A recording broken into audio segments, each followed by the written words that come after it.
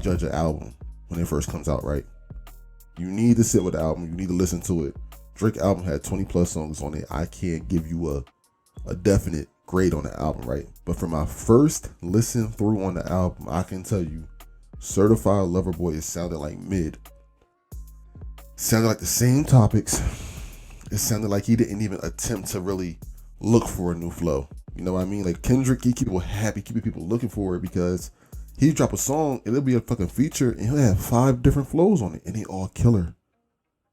This whole album sounds like shit I heard before from Drake. He didn't even attempt to really go out the spectrum and get something new and bring it to his music, it seemed like, right?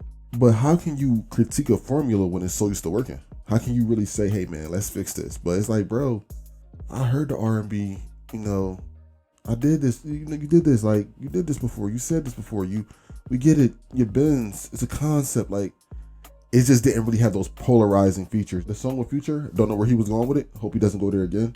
There's a couple things on this album, but I want to listen to it a little bit longer and let shit sit, because you never know how shit sounds in the car, you never know how shit sounds in the club, whatever. I call all the motherfucking sneak disses on this song, man. I'm so proud of myself. The first one, Charlamagne.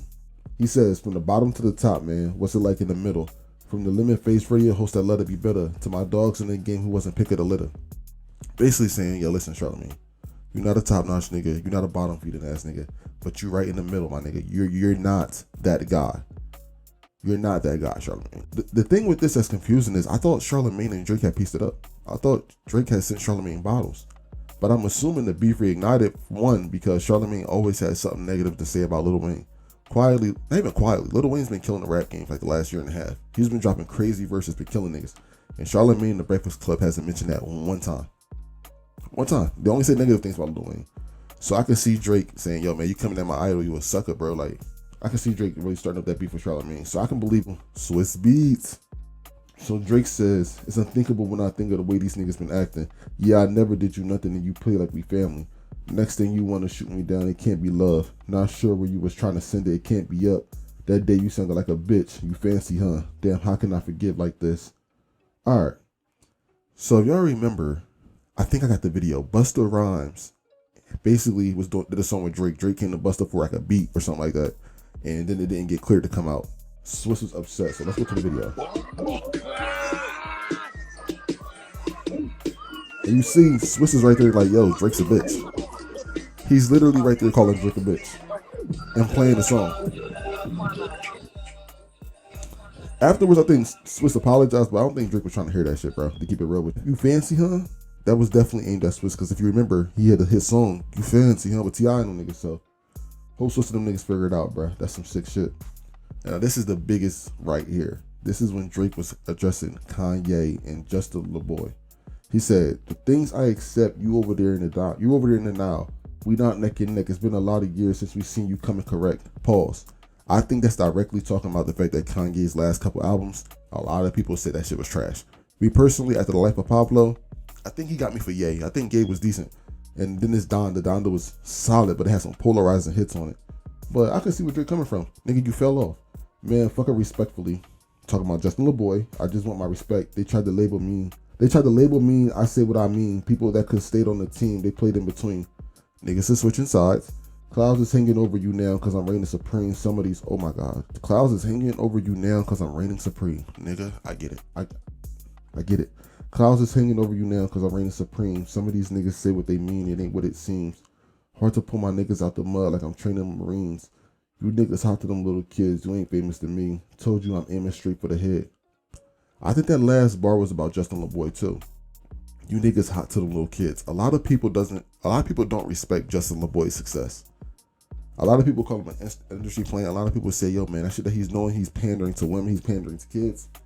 That's not wrong respect. Like, Drake has never gave Justin Laboy the same respect that he's gave DJ Academics, who also caters to the kids, but can switch over and cater to the real niggas. So I think that's what separates Justin Laboy from DJ Academics and everybody else. A lot of these other rappers, of course, you got the booze and shit that's gonna fuck whatever, whoever pay you. But when it comes down to like the bigger stars, they don't really give Justin Laboy the respect that he really should get for being at that position. Then Drake goes on to say, that's why your people not believers, they all leaving you. Talking about the choir shit when he was suing his ass. That's why you buying into the hype that the press feeding you. You know the fourth level of jealousy is called media. Isn't that iconic revelation? Get that address to your driver, make it your destination. Oh my, you told that nigga to pull up. Instead of just a post out of desperation, this is me reaching the deeper state of my meditation. Why you over there trying to impress the nation? Mine's running wild with the speculation. Why the fuck we peacemaking doing explanation? If we just gonna be right back in that bitch without hesitation. But let me digress on behalf of the... This is what I mean, bro. It's like, he's spitting some fire, but a lot of these bars are just pointless.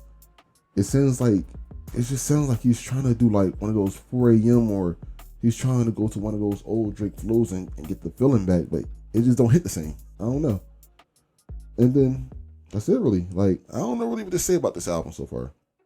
I hope that this wasn't the end of Drake, but I think that this is Drake's last highly anticipated album. I don't see Drake. I don't see this album putting Drake at number one. I think what this album did was set Kendrick Lamar up to drop his shit and be able to say, I'm the best rapper alive. I'm number one now. If Kendrick can drop some hot shit, because let's be real, this Certified Lover Boy on first listen ain't giving what it's supposed to give. So, I don't know, man. I hope Drake can figure this shit out and get it together, man. But I'm pretty sure it's going to do numbers. I'm pretty sure we're going to see TikTok dances. I'm pretty sure we're going to see all that shit. So, Drake got a hit, but he ain't got a hit like he should have a hit. You feel me?